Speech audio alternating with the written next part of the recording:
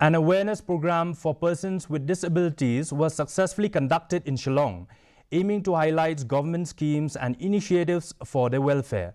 The event, chaired by Governor of Meghalaya Shri Chandrasekhar H. Vijayashankar, was organized by the Composite Regional Center for Skill Development, Rehabilitation and Empowerment of Persons with Disabilities. The program focused on bridging the information gap, ensuring that Devyanggans in Meghalaya are aware of available government services, paving the way for greater inclusion and empowerment.